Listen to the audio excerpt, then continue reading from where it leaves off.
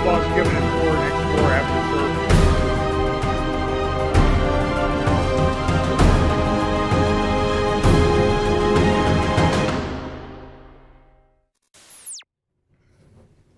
Okay, well, apologize for the late start. We're trying some new audio and video connections here, and the only time we have to test it is when we're all together and we have everything set up. And for those of you who listen online, you'll notice sometimes I'm saying I got to get out of here, I got to get done.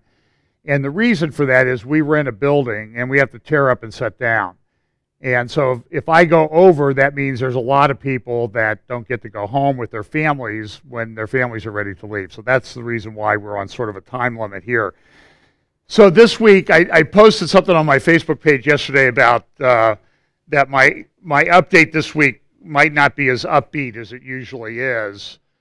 So I'm a realistic optimism.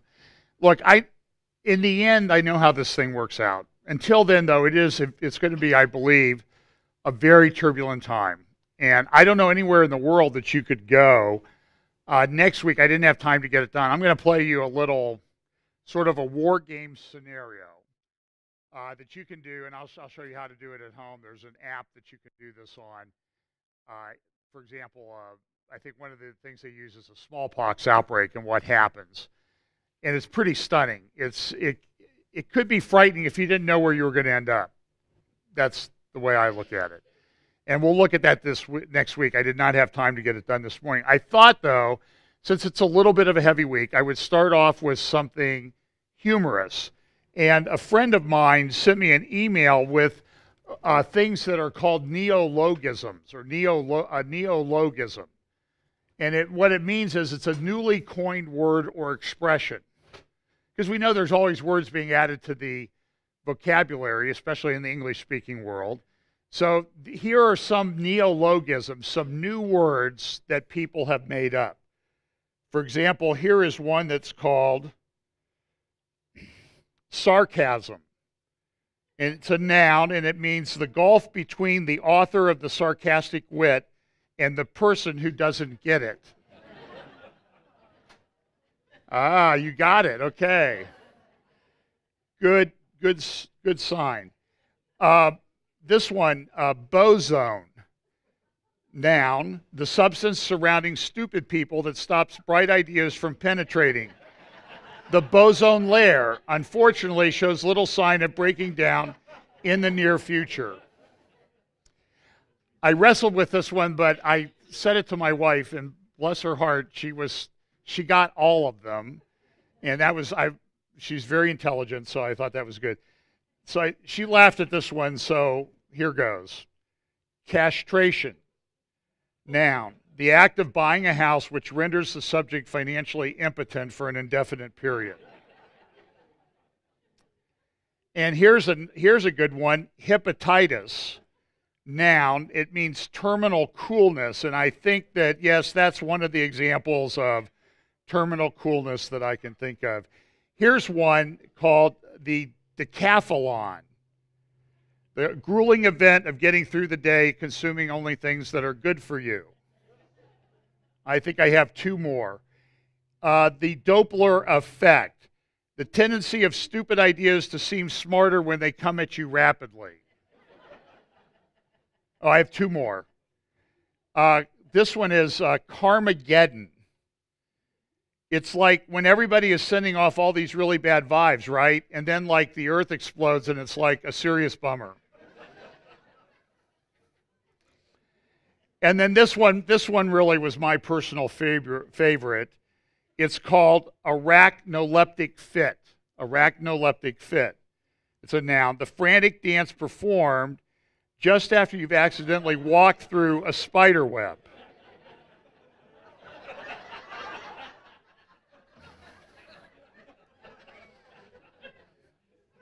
Okay. Yeah, I did that. It took me 10 minutes to do that one this morning, and I forgot to put one video in, but that one was important to get in. So each week we talk about and I have a whole raft of these that a friend sent, so we'll maybe do some more next week. But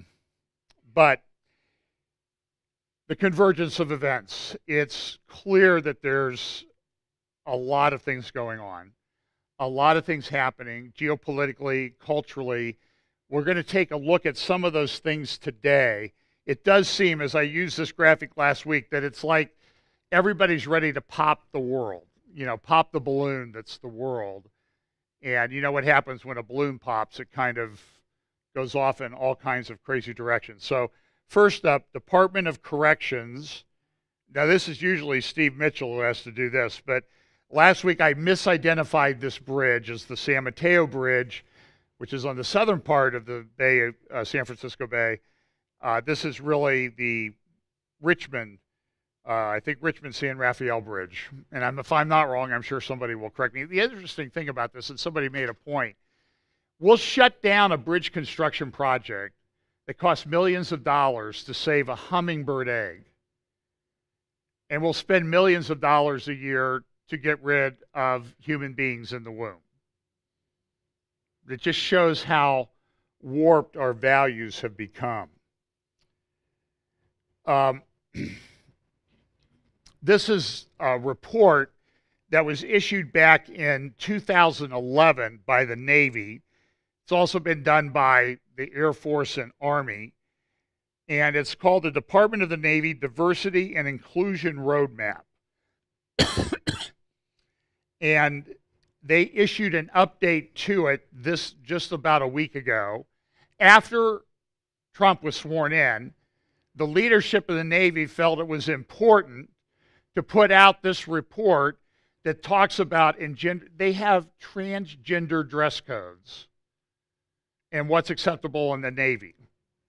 It is a level of, the other report that came out this week were some leaders from the Joint Chiefs and others that went to Congress and testified that in the Marine, I think it's in the Marine Air Squadrons, 62% of the planes cannot fly. In the Navy, 50% of our planes are non-operational because of budget cuts and lack of spare parts. And I have a friend who's a retired general in one of the branches of the service, and he confirmed for me yesterday that everything they said about that was true. It's not made up to get more money. I think our Army brigades or divisions, only about half of them could be sent into service in very short order. So we may have a big service, but we're not ready. Excuse me, can somebody watch this thing? Because it is really hot up here.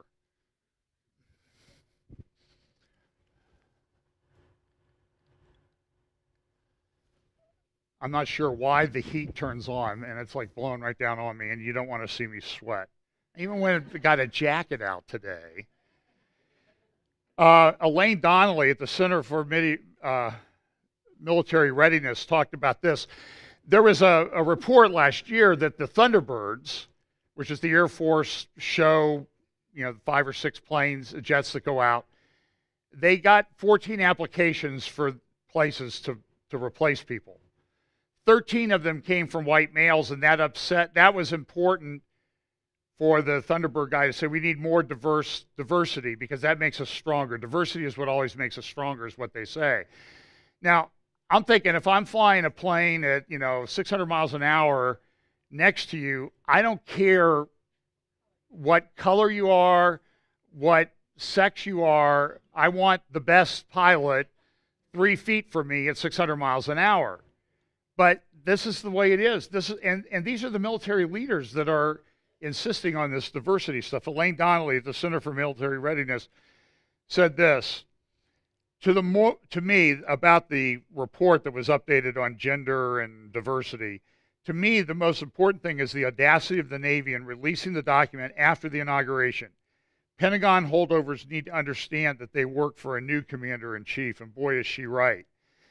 Now, sometimes when you hear something happen geopolitically, you need to look behind it. This week, Donald Trump had a meeting or a telephone call. I guess he had a meeting with the leader of China, or a telephone call. And he came out afterward and said he supported the one China policy. Remember there was a controversy because he took a congratulatory phone call from the leader of Taiwan right after the inauguration. And everybody goes, oh, well, maybe he's going to change. But he came out and did not go to a two China policy, recognizing Taiwan. He went with the one China policy. Now, why would that be? Listen, sometimes policy is dictated by the facts on the ground in the real world. And the facts on the ground in the real world are in this report, which just came out a few days or a couple days before that phone call between Trump and the leader of China. It's called the Mineral Commodities Summaries of 2017. Now, you know that most of you have a smartphone, and in your smartphone is a lithium-ion battery.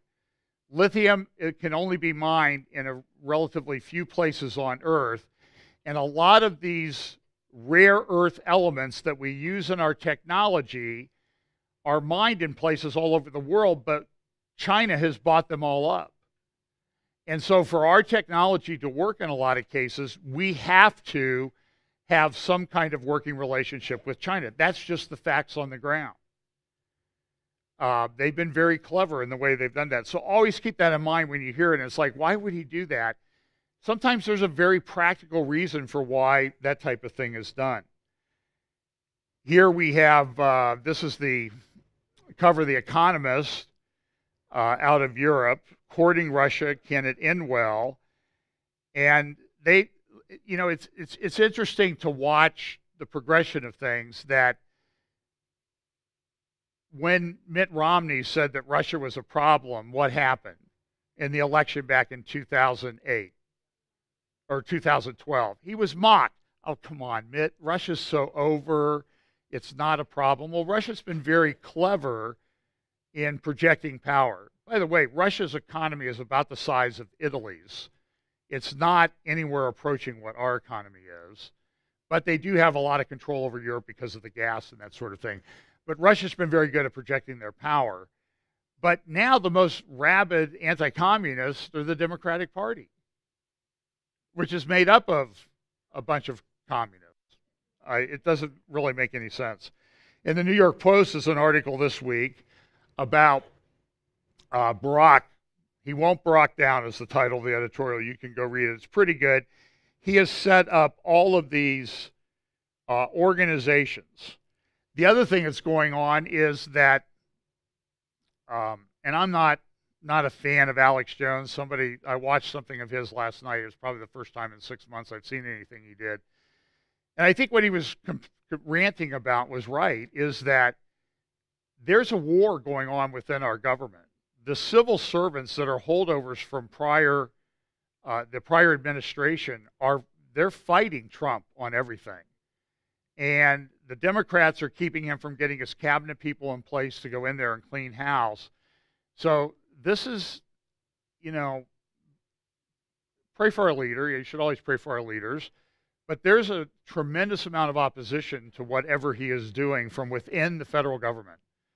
I mentioned to you last week that there are reports, I think, from Politico and other news agencies that federal employees are getting together in groups and using encrypted apps so that the government can't track who they're talking to or what they're saying. And I think my suggestion last week was, if you're found using one of those as a federal employee, you need to go. So there's a lot of things I know that the president wants to do, and he's sort of hamstrung right now. But listen to what this article says in the New York Post about Obama. He's doing it through a network of leftist nonprofits led by Organizing for Action. Normally, you'd expect an organization set up to support a politician and his agenda to close up shop after that candidate leaves office. But not Obama's OFA, Organizing for Action. Rather, it's gearing up for battle with a growing war chest and more than 250 offices across the country. This is what Obama told the people involved with him. It is fine for everybody to feel stressed, discouraged, he said in a conference call from the White House, but get over it. He demanded that they move forward to protect what we've accomplished. Now is the time for some organizing, he said, so don't mope. Far from sulking, OFA activists helped organize anti-Trump marches across U.S. cities, some of which turned into riots. After Trump issued a temporary ban on immigration from 7 terror-prone Muslim nations, the demonstrators jammed airports chanting, "No ban, no wall, no sanctuary at all." I mentioned last week the riots at Cal Berkeley when Mio Yiannopoulos was going to speak there. If you think that that's a one-off or it was just a few agitators, this week the Daily Cal, which is the Daily Californian, which is the campus newspaper for the University of California at Berkeley, had a series of op-eds written by people. And you can see from the titles of each one of these, check your privilege when speaking of protests. Summary of that, pro-violence. Op-ed, next one, violence helped ensure safety of students. Summary, pro-violence. Black Bloc did what campus should have. Translation, summary, pro-violence. Condemning protesters same as condoning hate speech. Summary, pro-violence. Finally, the last one, plurality of tactics contributed to cancellation of Mio Yiannopoulos event. Summary, pro-violence. Listen, we have a major problem on our college campuses. These people, these are, I believe Dennis Prager refers to them as seminaries of leftism. And you need to, if you're sending your kid to a public school like that, you need to make sure they are rock solid in what they believe before they leave, because they will be assaulted, bullied, whatever, to get them to change their minds away from traditional and conservative and Christian values. The Atlantic is praising the fact that the California Republic comes roaring back. They want to secede. They want to do whatever they want. They're turning it into a sanctuary state. Colleges and universities all over the country are turning themselves into sanctuary campuses. Cities all over the place, Cincinnati, I believe Dayton and Columbus have now done it. I think Toledo as well. In Ohio and elsewhere have made themselves sanctuary cities where the police are being instructed by their superiors not to help at all in immigration enforcement. Now, remember Sheriff Joe Arpaio was trying to enforce the immigration laws in California or in Arizona and help out, what did they do? They took him to court to make him stop because they don't care about borders. Remember the video from Caroline Glick last week? Globalists are against the nation-state borders. They want a one world. Borders shouldn't mean anything. Everybody should be able to come and go as they plead. And one country's values, particularly values of countries like Israel and like America in particular, need to be destroyed. And that's what it's all about. It really is a war. Now, a couple of things. I had some people email me this week about a couple of conferences. One of the conferences, and I don't have any slides on it, I'm going to look up one because there's a quote that I wanted to get and I didn't get it into my presentation. One of the conferences was Gathering. And it's a gathering for women. It's put on, started a few years ago by a lady named, it's not this one, but by a lady named Jenny Allen. And she said the Lord came to her and told her that she's supposed to make up these conferences. And somebody from another church contacted me this week, called me and said, you know, people in the church are going to this conference, and I want to know what you think about it. Now, I've not known that much about this, but I looked it up. Jen Hatmaker, who's the HGTV show person who's writing books and Bible studies for women, speaks at these conferences, and she and her husband have come out clearly in support of same-sex marriage and in support of people who lead a homosexual lifestyle. Jenny Allen was asked about that, and she gave what I would only consider to be one of the most weak, wishy-washy answers that I've ever heard anybody give. I read her blog about it, or her Q&A. It was terrible. It was pathetic. She did not take a stand on anything, sort of like it's up to the individual. It was full of relativism. I checked to see, they have a number of conferences, and these things have grown. They're in hundreds and hundreds of churches now do live streaming of their events. The conferences are usually free because they usually bring in women to speak, like Jen Hatmaker. So there's an upcoming conference. So I went out and I dug around, and I'm pretty good at researching on the internet and digging things out. I am telling you that I could not find who the speakers are going to be at the event that they have coming up. Now, what does that tell you? The reason they don't do that is because they get criticism in advance, and people might not come if they know who's speaking at these things. That is a huge red flag. A friend of mine actually called their office and they said, our policy is not to announce speakers in advance. So when people are not willing to do that, I would say a good rule of thumb will be don't go. Just don't go. Your life will be as full and rich as you can imagine without it. Now this one, the coming up in Los Angeles, God Lab, June 8th through 10th. And listen, you only have, I think early registration may be going on for another day or two. And you can get in for this conference for the bargain price of $699 if you register right away. Then it goes up to $799, and if you wait till the last minute, it's $899. Now, I'm always interested when people who lean left and are probably socialists in their political life charge $699 to go to a conference. So here are some of the speakers. One of the speakers is a lady named Barbara Brown Taylor. In 2011, Time magazine came out, or 2013, came out with their 100 most influential people on the planet. Now, I'm going to guess that nobody here has ever heard of Barbara Brown Taylor. I have to look at her name because I've never heard of her. She writes books on religion, and Time considers her one of the most influential people in the world. Those are the other religious leaders that were identified in that particular magazine. Of course, the other person that's there is Rob Bell.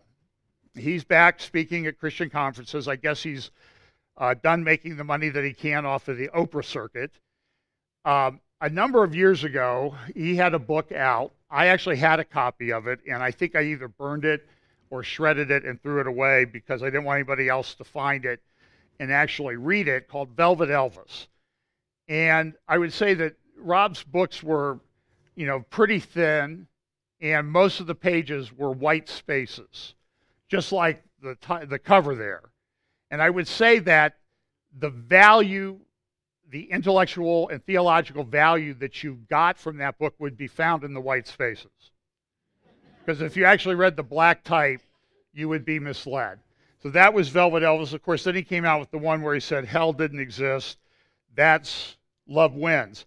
And this quote, which we've played a number of times, captures what the God Lab conference is about. Listen to what he says at the end. This is Oprah asking, are evangelicals going to accept gay marriage? When is the church going to get that? We're close, I think. It's evolving. I think it's... Lots of people are already there. We think it's inevitable, and we're moments. Away from the church accepting it. Absolutely. Really? So I say You think we're moments away? I think culture is already there, and the church will continue to be even more irrelevant when it quotes letters from 2,000 years ago as their best defense. The church will continue to be even more irrelevant when it quotes letters from 2,000 years ago as their best defense.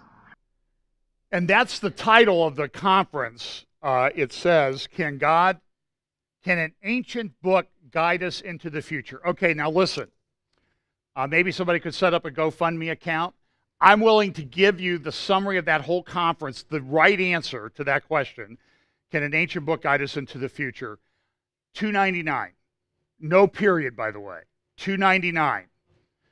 And so just set up a GoFundMe account. You can send me, PayPal contributions. I'm joking, of course. The answer is, can an ancient book guide us into the future? Yes, absolutely. I mean, and we talk about it. I talk about it every week of my life now for 20 years. It can. And you shouldn't listen to people like Rob Bell because they don't know what they're talking about. Here's another speaker at the conference, is Latricia Hawkins, I believe is her name, Letitia Hawkins. She was a Wheaton College professor who showed up wearing a hijab, a scarf, headscarf, and a kind of a short skirt, which is, we can talk about the intellectual inconsistency or disconnect there later. But she came out at Wheaton College. Remember the evangelical Harvard? That's what it's called, right? The place where every evangelical wants to go. What did she say? Muslims and Christians worship the same God. She was put on suspension, and the report later came out. This was about a year, almost exactly a year ago. This was in the Chicago Tribune. A tenured professor at Wheaton College, suspended for saying Muslims and Christians worship the same God, has reached an agreement with the West Suburban Evangelical School to end her employment there, while the administrator who called for her termination has apologized for acting in haste. They were going to bring her back. And then when, she decided not to come back, it was I guess it was a trigger event, so they had a big campus prayer meeting about the trauma that was caused on campus. She was a tenured Wheaton professor. So she's speaking, okay? You're $6.99, or soon to be $8.99, we'll get you that.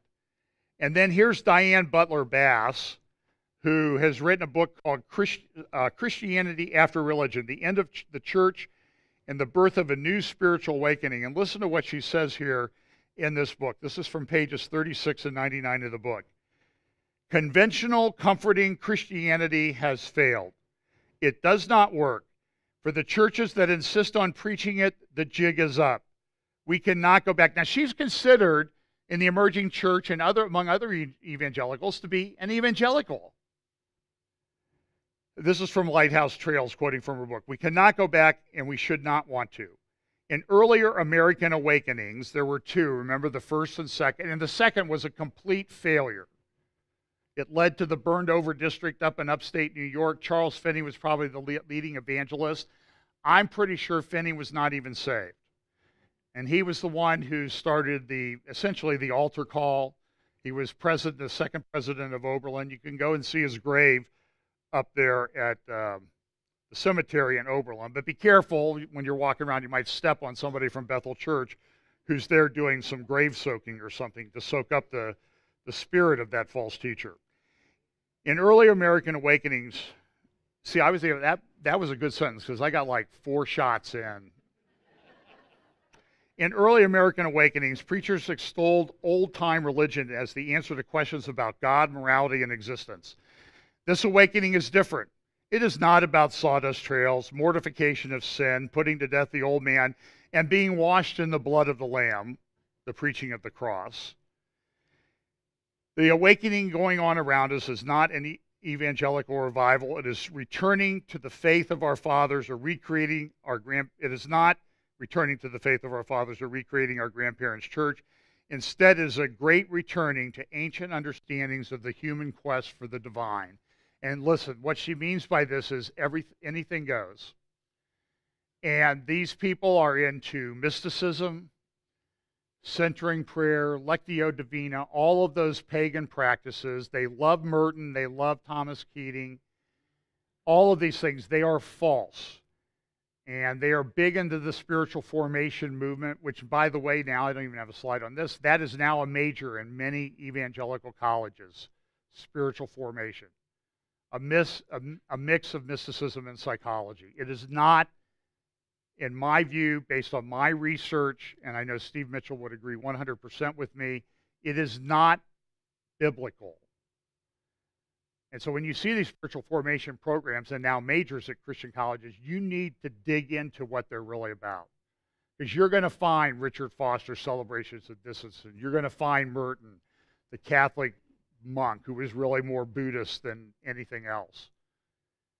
You're going to find Keating. You're going to find all of these connections. You're going to find links to people like Lynn Hybels and other people from Willow Creek who have been promoting this throughout the evangelical church. You're going to find links to Phileena Hurwitz and her mystic Catholicism that she's shoving down the throats of Christian colleges all over the country as she speaks. Listen, it's not biblical. What's happening is this mysticism acts sort of like general anesthesia, and it puts people to sleep so they can't figure out what the truth is.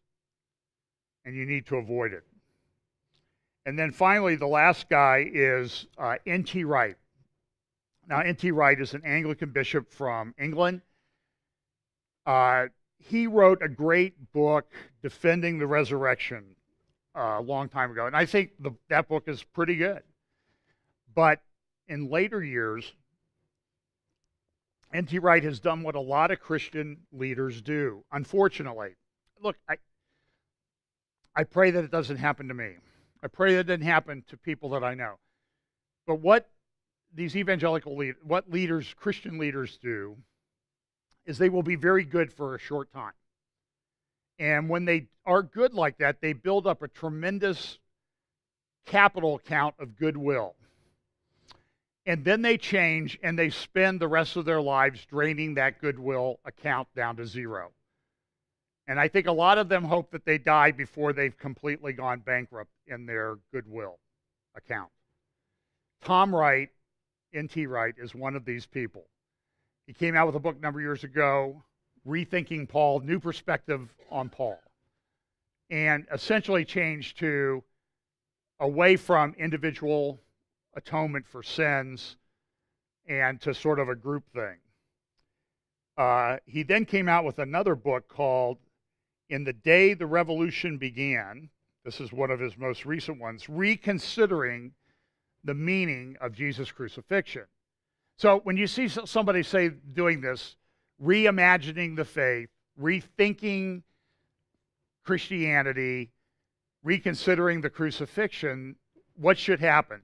Red flags should go up all over the place that's a caution sign that somebody's doing. This is from the Amazon description. In the day the revolution began, N.T. Wright once again challenges the commonly held Christian beliefs as he did in his acclaimed Surprised by Hope. Demonstrating the rigorous intellect and breathtaking knowledge that have long defined his work, Wright argues that Jesus' death on the cross. Brian, you need to do a better job in writing the descriptions about me in the YouTube thing. Because I never see this about the rigorous intellect and breathtaking knowledge. So I forgive you already. I'm just kidding. Don't do that. Wright argues that Jesus' death on the cross was not only to absolve us of our sins, it was actually the beginning of a revolution, commissioning the Christian faithful to a new vocation, a royal priesthood responsible for restoring and reconciling all of God's creation. So what does that mean? He's a dominionist. He thinks we're going to rebuild the kingdom of God on earth, and then when we've done such a good job, Jesus will return. Now here's my take on that. If the church is the vehicle for rebuilding the kingdom of God on earth, then it has been a massive failure. Can we agree? For 2,000 years. In the sense that I don't think it's created the kingdom of God like we see the descriptions of the millennial kingdom in Scripture. It's not created anything like that anywhere on earth, not even in villages or small towns. So maybe, just maybe, that's not the mission of the church. And it's not. And so, but people like Wright, because they have breathtaking knowledge and rigorous intellect, they think we've got it all figured out where everybody else got it wrong. And they have a close connection to some of these New Apostolic Reformation charismatic types who think we're going to change everything in the world. The last few weeks ought to be an indication that that's probably not going to happen. As I said, I'm optimistic. I know what happens to me in the long term. Okay? I know it happens to all the people who remain faithful to the gospel of Jesus Christ in the long term. And some of us may go through very, very tough times before we're out of here. Some of us may get raptured, some may not. Depending, I'm not going to argue about the timing of the rapture, but I'm just saying is God's got your back. And regardless of how you leave this existence, you're with Christ. So you win in the end. That's the optimism that we have. And we know that when Jesus does return in this phenomenal, glorious appearing of his to set up his kingdom and defeat the armies of Satan, cast the Antichrist and the false prophet alive into the lake of fire, and set up his kingdom, that's really great. And we're all going to participate in that. So we all have this great, fantastic hope, regardless of what happens to us in our existence, until God decides how we leave. So I'm fine with that. I do take great comfort in that. I don't lay awake at night worrying about it. As a friend of mine said, I hope that if I'm going to be a martyr, it's quick. It's beheading rather than burning at the stake or something like that, because I don't want to, I'm like anybody else, I don't want to suffer pain. But look, God and the Holy Spirit will take us through all of the things that he has, and he'll come back and wrap things up in accordance with his prophetic word to his glory. Our obligation is to serve him until then. But we all have, look, the Christians who are getting beheaded in Iran and Iraq, they have hope of what if they're killed, what happens to them? They're with the Lord. They win. So just keep that in mind. It is very troubling. I will admit, it's tough to watch all this stuff going on. So N.T. Wright, Finding Mr. Wright, so he's going to be at this conference. And the other one is Rachel Held Evans. And for some reason, I don't know if I put her in there. Oh, I had her in the back. She wrote a book about, what was it called? Searching for Sunday. And you saw her in a clip I played a few weeks ago where she was sort of laughing when Tony Jones said, "I know more than Jesus." So these are the people that 2 Peter talks about. These are wells without water, clouds that are carried with a tempest, to whom the mist of the darkness is reserved forever. For when they speak great swelling words of vanity, they allure through the lust of the flesh, through much wantonness, those that were clean escape from those who live in error. While they promise them liberty, they themselves are the servants of corruption, for whom a man is overcome of the same bondage is he brought in bondage. For if they have escaped the pollutions of the world, after they have escaped the pollutions of the world, through the knowledge of the Lord and Savior Jesus Christ, they are again entangled therein and overcome, the latter end is worse with them than the beginning. For it had been better for them not to have known the way of righteousness than, after they had known it, to turn from the holy commandment delivered unto them. But it is happened unto them according to the true proverb, the dog is turned to his own vomit again, and the sow that was washed to her wallowing in the mire. 2 Timothy 3:6 says this, for of this sort are they which creep into houses. They're teachers. They have a form of godliness. And then verse 6, for of this sort are they which creep into houses and lead captive silly women laden with sins, led away with divers lusts, ever learning and never coming to a knowledge of the truth. And I would add the John Haller updated version, translation of that would be, ever learning, ever putting on very expensive conferences, and never able to come to the knowledge of the truth. Okay. So let's look a little bit at politics. It's been a chaotic week. You all know about this case. The president put out an executive order banning travel from 7 countries for 90 days, putting in strong vetting. The president even tweeted this, our legal system is broken. Sometimes I wish he wouldn't do this, but it does sort of get ahead of the news people. Our legal system is broken. 77% of refugees allowed into the U.S. since travel reprieve hail from 7 suspect countries. So dangerous. And I agree with him. There are a number of studies that came out. Now, I may have mentioned this last week. In the hearing before the district court judge in Washington, the Department of Justice attorney was asked, is there ever been anybody who's committed a terrorist, and you have to be very careful as you watch the progression of this and the way the arguments are used by the left leftists because they mischaracterize things. So the judge asked, anybody ever been convicted? Well, the DOJ lawyer, the Department of Justice lawyer, is from the civil division, and he says, well, I don't know. And the judge says, well, I'll tell you the answer is 0. No, here's the response to that. Judge, you don't know what you're talking about. Now, the DOJ lawyer probably didn't know. Why? Because the Obama administration, Department of Justice, refused to track that kind of information. Why? Because it didn't fit with their narrative that Islam is a religion of peace.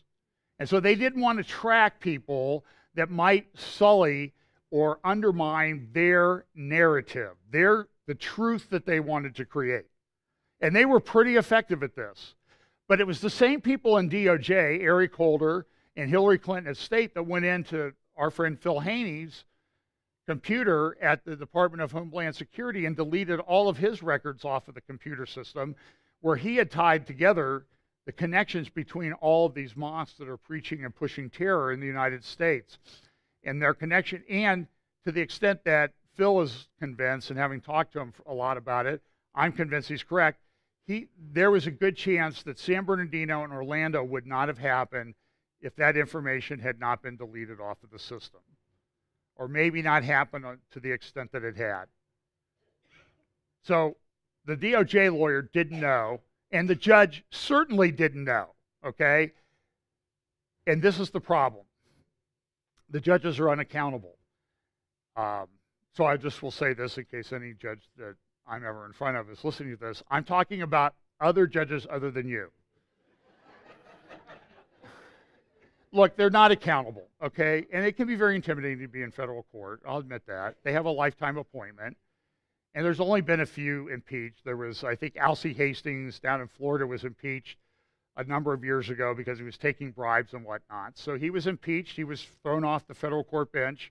And then he got elected to Congress, and I think he's still serving in Congress to this day. So shows you the standards for Congress are a little bit lower than we think. And by the way, anytime anybody says Trump has low approval ratings, compare those to the approval ratings of the media and Congress, and you'll find he's doing pretty good in today's day and age. But these reports were out. So the Senate kept a database. They went out with publicly available information and tried to find it. And they found that there were at least 72 people from these countries who had been convicted of terrorism. Now, when you watch when a Democrat or a leftist or somebody opposed to the ban gets on CNN or whatever, what they will argue is no one from these countries has ever been convicted of killing anyone. Right? Okay, now listen. Okay, on a scale of, this being moronic and this being highly intelligent, okay, that argument is down here. Why? Well, we've had 2 terrorist attacks in the last year in Columbus, Ohio. The man, pray for him, I see he's in a wheelchair. He had a bad accident last month. Or the owner of the Nazareth restaurant out there on the northeast side near New Albany. Remember the guy went in with a machete and was hacking. There was a great front page article about the people that are recovering because it just happened a year ago. And was that terrorist convicted? No, why? Because they shot him dead. Okay? So dead people never go to trial. They vote, but they don't go to trial. And the Ohio State attack that just happened around Thanksgiving, was that terrorist ever convicted? No, because he was shot dead. So, but he was from one of the 7 countries. Both of them were from, I think, Somalia, although I've heard one of them might have been from the guy from the Nazareth. In any event, the president is allowed to do this. Very interesting conversation between Dennis Prager and John Eastman, former dean of the Chapman University Law School in California, about this ruling. The Ninth Circuit, as they're prone to do, they get reversed 80% of the time a case gets to the Supreme Court. Not a very good record, okay? It's like going 2-8. I mean, and somebody did that at Ohio State. What happens to them? You're gone. But they have a lifetime appointment, so they don't have to be that careful. And the cases that don't get appealed, they get to do what they want. So John Eastman And Dennis Prager, here's just a little bit of that conversation. It's unfortunate that, most people expected the Ninth Circuit to do this, even though the law is so clearly in favor of President Trump here. Unambiguously clear. And one aspect of this case, the courts have been removed from even having jurisdiction to decide questions of visa revocation. It's right there in federal law and directly authorized by Article 3 of the Constitution. And these judges are just thumbing their nose at the law and the Constitution on the limits on their own power and the clear authority that the president has here. And the president does have authority in the Constitution, which really lays it out. First of all, what the Constitution does is it gives immigration authority to Congress in Article 1, Section 8.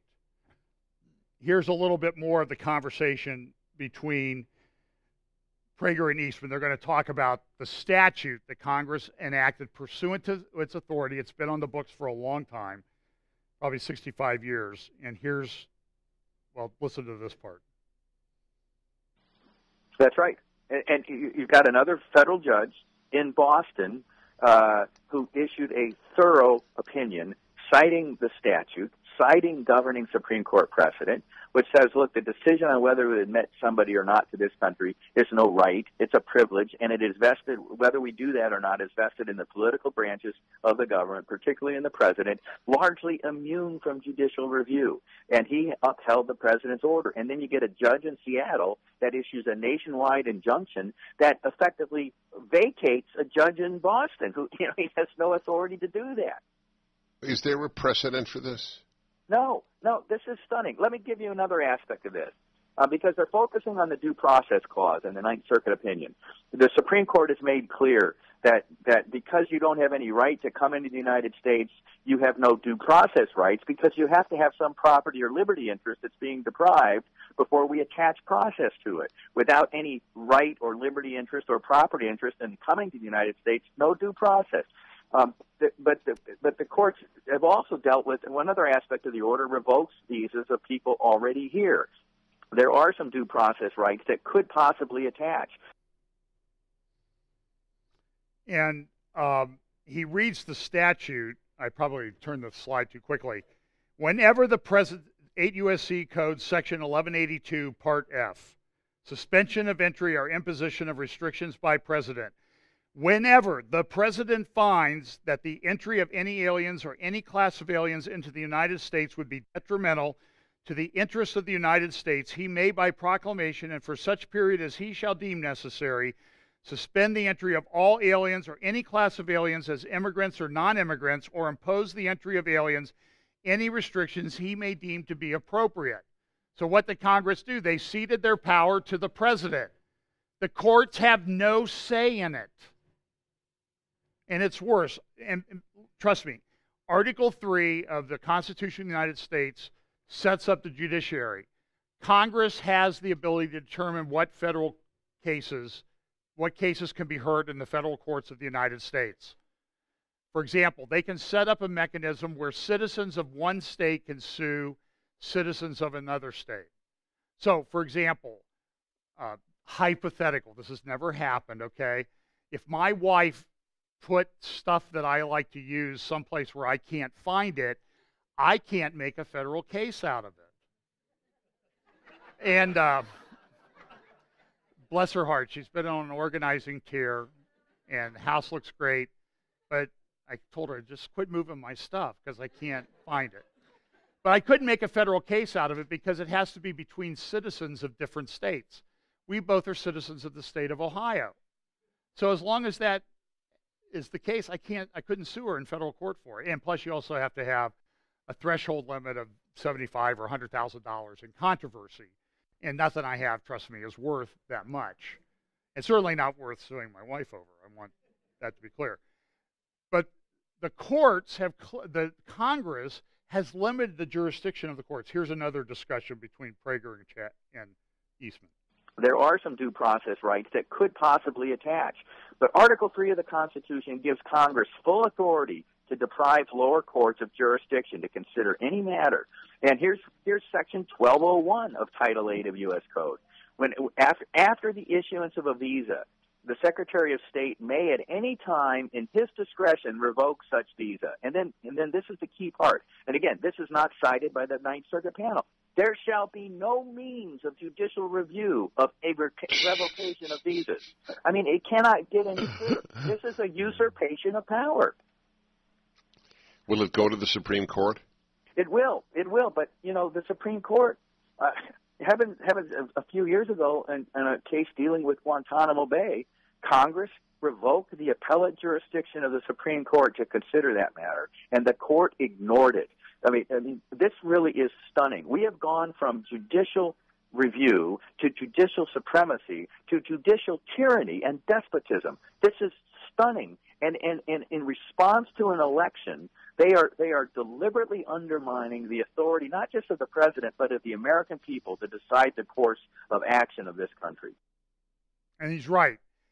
He used an example in that discussion of 1979. That was just the anniversary was just celebrated in Tehran.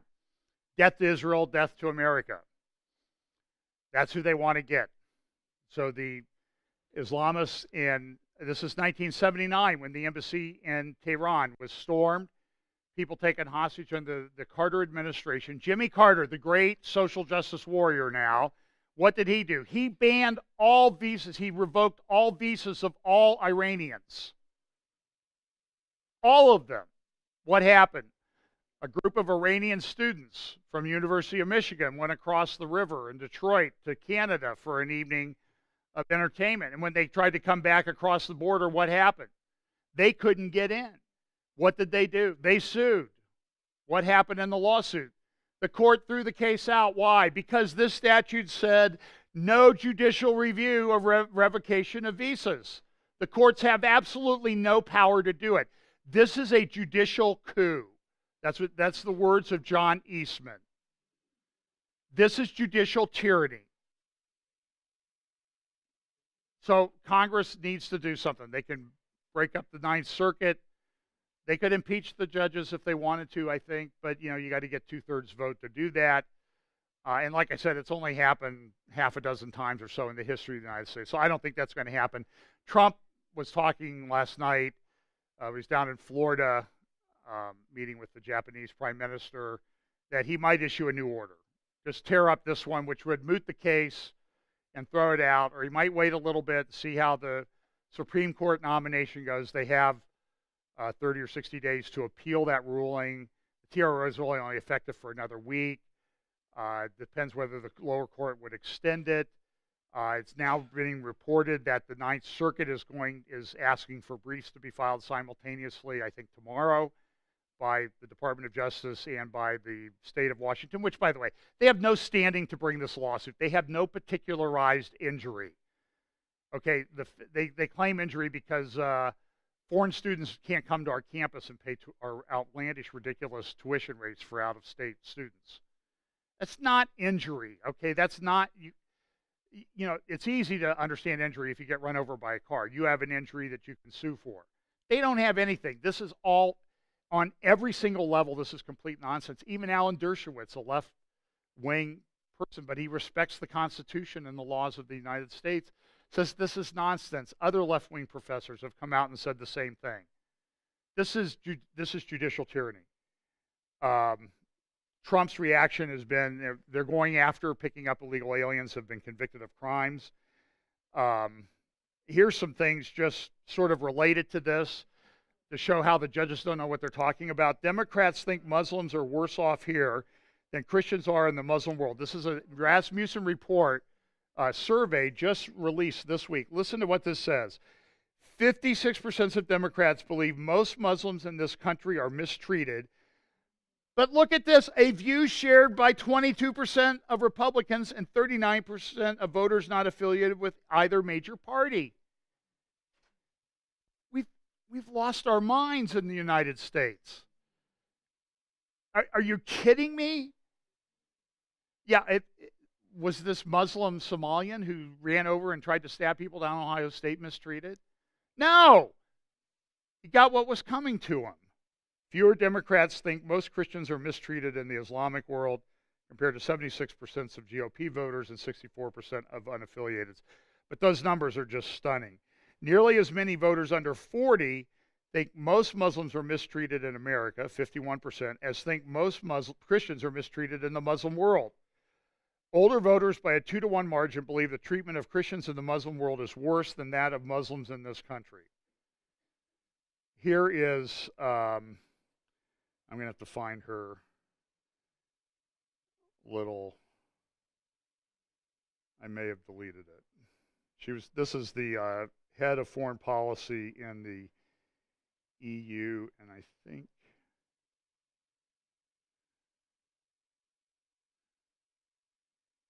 well, in my haste, I deleted it. She gave the weak foreign ministry response about immigration, and this is what we Europeans are about. And this was in front of the European Parliament, but then our friend Nigel Farage stood up and said this from the United Kingdom. Seems to me that actually, with all the anti-Trump rhetoric that is coming from everywhere, actually what we're hearing is the true nature of the European project, which is genuine anti-Americanism. Watch this guy behind him. Trump is motivated by protecting the United States of America from Islamic terrorism, whereas what has happened in this room and in governments around Europe is you have welcomed these people into your own homes. But can we please, just for a moment, look at the facts? Amongst all the hyperbole and the hysteria, all that Donald Trump has done is taken 7 countries that were identified by President Obama as posing a risk to the USA. Obama already had put in place extreme vetting. What Trump has done is for 90 days to say, let's examine that vetting and see whether it's good enough. But I want to ask you, Mr. Verhofstadt, and all the others, with your faux outrage today, where were you when Obama in 2011 banned any Iraqi from going into the country for 6 months? Why do I hear no criticism in this chamber or from the Commission of Saudi Arabia, Kuwait, Bahrain and others who refuse to take a single, not one, refugee or displaced person from Syria? And how can it be that on Holocaust Day, last Friday, not a single one of you criticised the 16 countries in the world that ban Israeli Jews from even going to their country on holiday? What is this hypocrisy? So perhaps what we need to do, Mr. President, and through you to the members, perhaps what we need to do is to be a little bit more constructive. All of us here say we're Democrats. Well, here's a chance to prove it. Let us invite President Trump to come here to this European Parliament. I'm sure as Democrats you'd all agree that what we need to do is to have an open dialogue with the newly elected, most powerful man in the world. And if you throw that rejection back in my face, then you prove yourself to be the anti-democratic zealots that I always thought you were. Now, by the way, he was publicly rebuked during the early part of his talk for being a little bit too rough on people. And by the way, I'm going to go to 12:30 since we got a late start. So if you have to leave, please do so, and you can catch the rest online. By the way, there was no public rebuke of those idiots. That guy and the guy who got up and left, I don't know if they're getting rebuked there, but they're not taking down. They're juvenile. This is an interesting stat that I found. Percentage of Congress and the European Parliament who have visited Israel. Of the United States Congress, about 85% of Republican or of the House and Senate have visited Israel. I think that's pretty good. In Europe, that number in their parliament is 13%. It probably explains a lot of what's going on. Now, I'm going to skip through some things in the interest of time. Gatestone has a number of articles. I'll just reference them. You can look them up at gatestoneinstitute.org. The Islamic Jihad and Peace with Jews. And what you'll find when you read through that article is that there's a lot of talk about peace. And Trump and Netanyahu are meeting this week. More about that in just a moment. But is there going to be peace between Islam and Jews? And there are fatwas all over the place that prevent Muslims from making peace with Jews. And this article discusses them. There is a report that, here's this statement. In their fatwa, the Muslim scholars wrote, "It is true the Prophet Muhammad signed a treaty with the infidels, including the Quraysh tribe and the Jews, but he did not make concessions that are contrary to Islam. They pointed out that the Prophet Muhammad did not strike the deal with the infidels in order to allow them to stay in their homes permanently, nor did the promise to abandon jihad as a result of this treaty they added in their fatwa.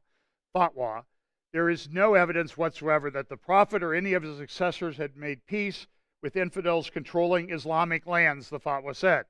So how did they view Israel? It was Muslim land. It will always be Muslim land. And this is a copy of the fatwa that was issued by a bunch of scholars, and I believe it came out of Al-Azhar University in Cairo, which is where you remember the first big foreign policy speech made by Barack Obama on June 4th, 2009, was made at that university, where he invited in the banned Muslim Brotherhood, an organization that President Trump is now considering labeling a terrorist organization and should have been done many years ago. So you can read that article, The Islamic Jihad and Peace with Jews. Germany's Muslim demographic future. This is an interesting article talking about the collapsing birth rate, and that what Angela Merkel was trying to do by bringing in all of these Muslims was to keep Germany populated with about 82 million people. Why? Because they have social welfare benefit, they have retirement benefit, that promises they've made to an aging population, and they need workers to come in and fill spots and work and pay taxes so people can get the benefits that they've been promised. It's not working. Here what it says: if most of the new immigrants arriving in Germany for the next 4 decades are from the Islamic world, the Muslim population of Germany could jump to well over 20 million and account for more than 25% of overall Germans. Trust me, it's going to be much more than that. Why? Because they're going to bring a lot of people with them. They're already over 6 million. It's right now about 8% of the population of Germany. It's going to increase. Because why? Because 75% or 80% of the people who have come in have been military-age males without spouses. So what are they going to do? They're going to bring in people. They're going to bring in multiple wives. There's already problems with no-go zones, Sharia law, polygamy, all sorts of things, child brides. All of this is happening in Germany right under Angela Merkel's nose, and she's collapsed the country. I think it will go much, much faster. I don't think you're going to see 25% by 2060. I think you're going to see 25% probably by 2030 at the rate things are going. But they're going to come in and get jobs, right? So how's that working out? Look at this. A recent survey found that the 30 biggest German companies have employed only 54 refugees out of 2 million, including 50 who have been hired as couriers by Deutsche Post, the logistics provider.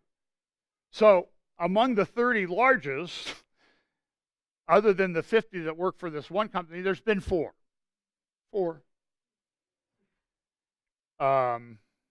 And why? Because they're just not qualified education-wise to this. Meanwhile, migrants committed 209,000 crimes in 2015. This figure represented an 80% increase over 2014 and worked out to around 570 crimes committed by migrants every day, or 23 crimes each hour, between January and December 2015. And I think it's gotten worse. A leaked German intelligence document warned that mass migration from the Muslim world will lead to increasing political instability in the country. The document warned that the integration of hundreds of thousands of illegal migrants will be impossible given the large numbers involved and the already existing Muslim parallel societies in Germany. So the great social experiment has already been pronounced a failure by people in the government.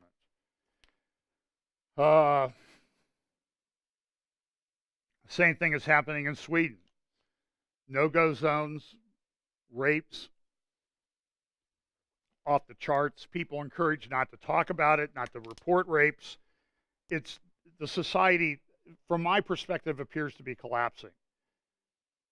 You can read Noni Darwish's has a great column also that came out today. Okay, to our north, here's what's going on. Now, I don't want to go too far on this because we want to stay factual, but a liberal MP, you can look at this and get her, Iqra Khalid, is a Muslim MP from Mississauga, a suburb of Toronto. And she's introduced a thing called Motion 103, M103. It's up for debate this week. It'll probably pass. And essentially, it says, you know, we got to get rid of Islamophobia. By the way, when she was at York University, she headed up the Canadian equivalent of the Muslim Students Association, which is a front for one of the front groups for the Muslim Brotherhood. Here's what it says: systemic racism and religious discrimination. This has the full support of Justin Trudeau, the Prime Minister of Canada.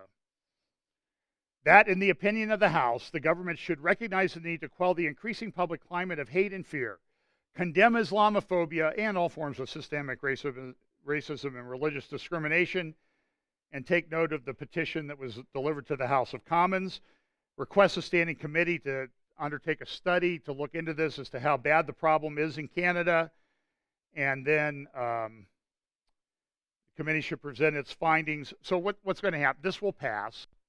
It only singles out Islamophobia, but that doesn't make any difference to the liberals that run the Canadian Parliament and head the Prime Minister. And it's going to eventually lead to a hate crime law. There's just no doubt. Now, it's not there yet, but it certainly is giving you the direction that things are going.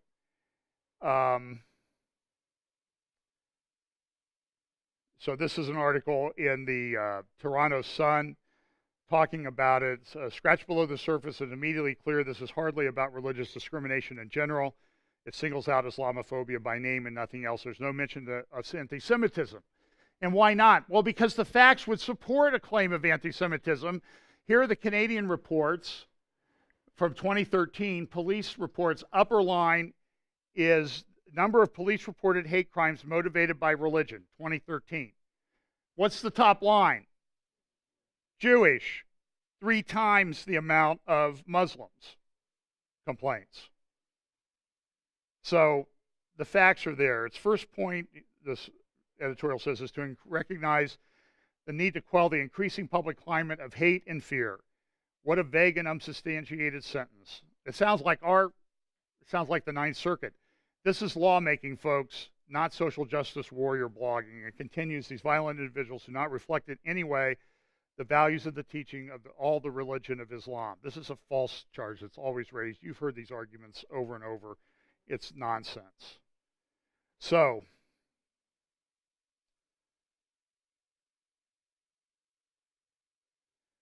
here's what he says. But you can see how denouncing a radical imam for Sharia advocacy could end up being considered in the eyes of the motion an Islamophobic act as part of this alleged uptick in public fear. This is an attempt to silence rational critics of political Islam. And that's really where the debate should come about. It's a political system, not religious.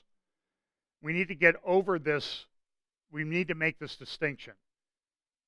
And I think the government will do this, but look, so how are they reacting to things here? Well, Steve Bannon has become, I guess, Satan incarnate in America, at least in the left-wing press, the mainstream media. It's interesting that a lot of people are upset in the Vatican about the Pope and what he's doing, and they've come to Bannon to see, you know, it sounds like you're a traditional values guy, and we need help opposing this Pope who's off on a left-wing bent. And, of course, I saw things saying, oh, see, there's Bannon working with the Catholic Church, so he must be the false prophet or the Antichrist, or Trump is the Antichrist. I mean, I see all of them right now. And listen, I don't trust anybody on the world stage right now. That's my personal rule of thumb because of where we are, because things could spin other way. So you may put out the Muslim Brotherhood. The New York Times had a long, long article about this. This is front page, above the fold. A sinister perception of Islam now steers the White House. The problem right in front of their, from New York City. Didn't something happen there 15 years ago that would sort of indicate that Islam is something we need to be on the lookout for. And so they go through and they bash everybody. They bash Frank Gaffney and Center for Security Policy, and I think they're right. Read Caroline Glick's article from Tuesday, The Evolving Threat of Jihad in the West, and she lays out how all this is happening, that things are changing, and the leftists, they don't see it, or they refuse to see it, or they're in league with it. Good article. There was a great on National Secure Freedom Radio with Frank Gaffney. Patrick Dunleavy was on Friday. Go look at Thursday or Friday. Go look it up. He has an article out, U.S. ill-prepared for convicted jihadis ending their prison sentences. I don't have time to go into this today. I mean, this would be a whole 2-hour, 3-hour, multi-week presentation alone, but people are being radicalized in the Islamic faith in prison. And they're being released into the general population. And we don't have any mechanism to deal with it. Now, Dunleavy, who headed up parts of the prison system in the state of New York and knows firsthand what's going on with these imams who are never vetted, come in, radicalize these guys, they radicalize other guys, they form gangs, and then they get out of prison and they're ready to do jihad. And I've heard stories from Frank Gaffney and others that talk about the fact that the drug cartels and gangs in inner cities and a lot of big cities now are tilting towards being jihadis because it gets them the power and the disdain for life that they want to terrorize other people into doing what they want. The Atlantic even notes that there's an American jihadi that is one of the main leaders. He's the online guy that gets everybody radicalized online. He's from America, from Texas. And he lives over there and he works for ISIS, and he's causing a lot of damage. The front page article in the New York Times, when they occasionally get it right, they should be recognized. Last week I referenced it. They talk about how these people that are doing these terrorist acts are enabled.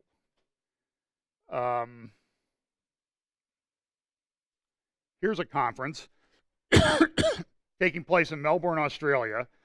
The Australian Islamic Peace Conference, the Quran, the book that shook the world.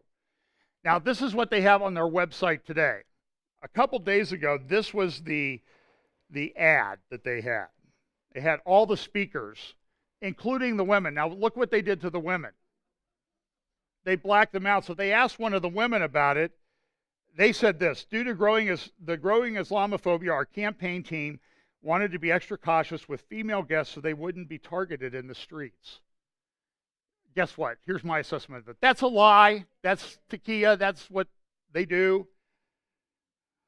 But while Miss Tui, she's one of the speakers, said that may have been one factor, she said some organizers did not believe women should show their face in public. Well, that's pretty obvious. She was asked, is it possible this conference is organized by a very conservative strain of Islam that honestly believes women should not show their faces in public? I don't think that's very far from the truth at all. Remember this: Islamic State has tens of thousands of blank passports. That was a story from a year ago.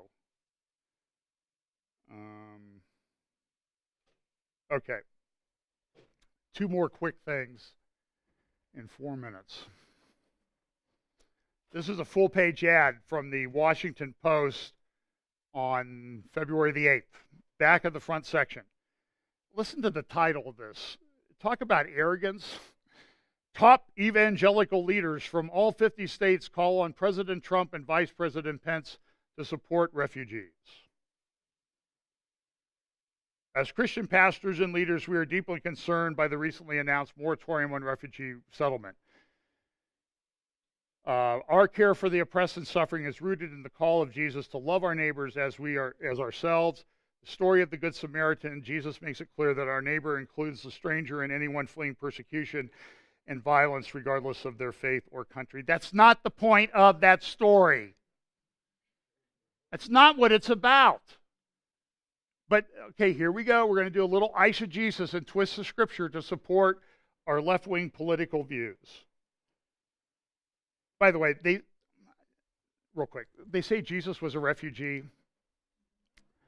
They do, because he went to Egypt, right? Now, here's the way I analyze that. So I went and I dug out old maps. The area of Judea where he was born in Bethlehem was part of the Roman Empire at the time that he was born.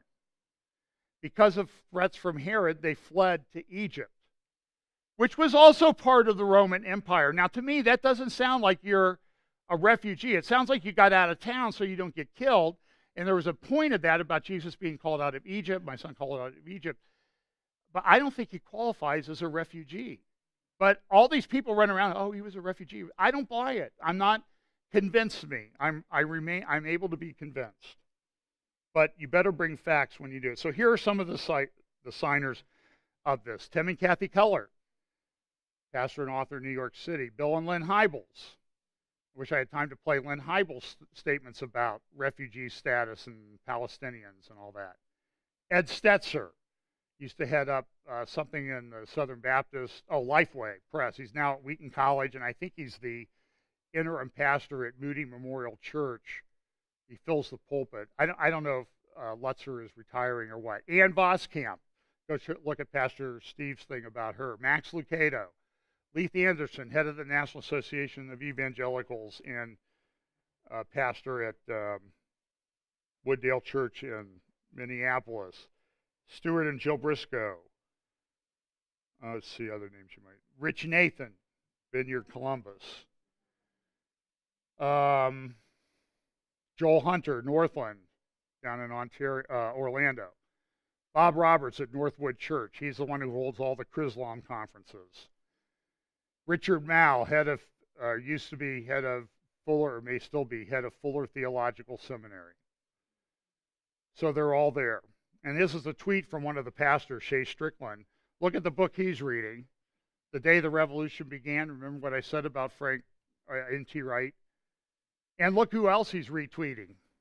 See the two ones up there?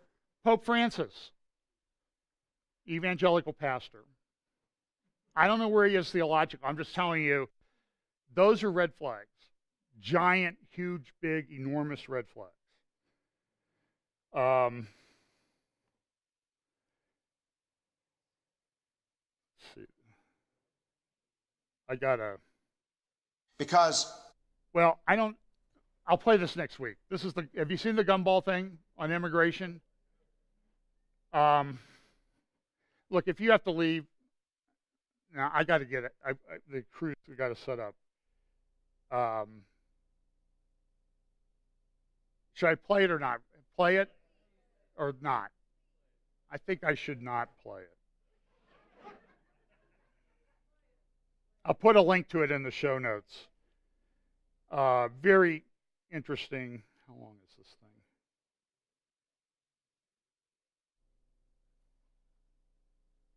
A minute 34.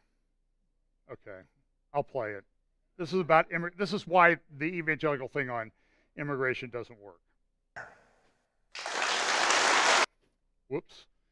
I'd start at the beginning. The impossibility of making even a dent is actually worse than it looks here.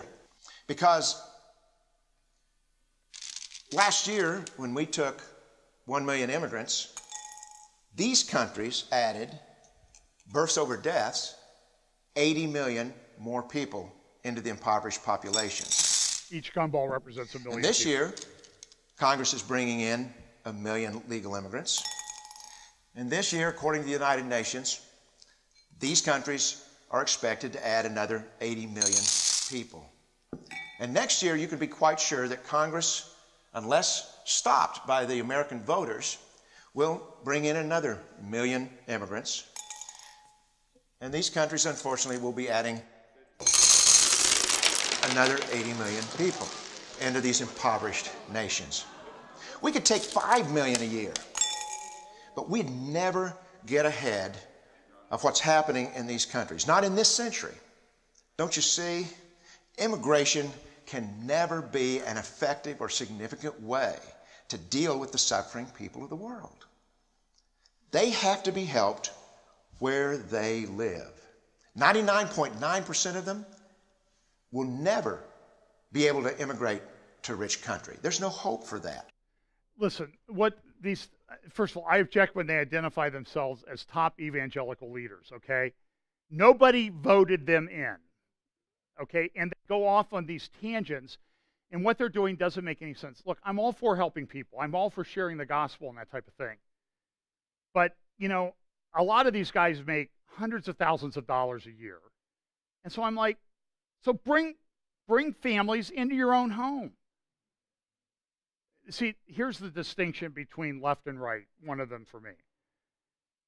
The people on the right do charity, they support their church, they contribute to organizations.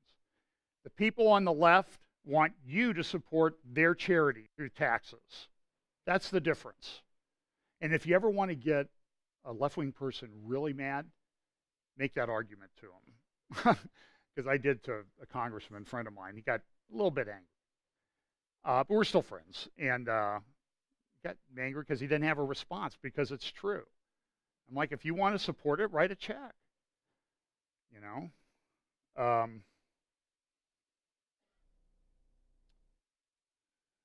Let's see. Well, we do have to go.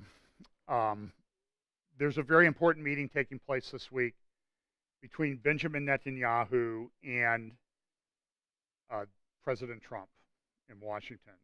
Pray for that meeting. They'll be discussing a lot of issues, a lot of important issues, a lot of issues that touch on Bible prophecy, really, whether they know it or not. There's also a very good article on the front page of the Jerusalem Post today about Naftali Bennett. The Settler Home Party says, look, give up on this two-state solution. It's nonsense. He makes one statement that I want to quote from.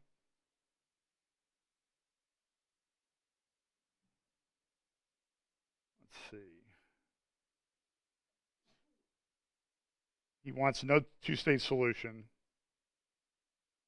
If in their statements after the meeting they mentioned for the first time in Trump's term their obligation to forming Palestine or two states in one way or another, we will feel it in our flesh for years to come, he wrote.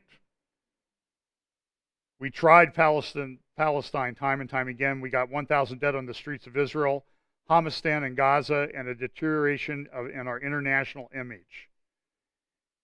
He goes on to say, I don't know if I have the quote here. Essentially what he says is this: if this is not done,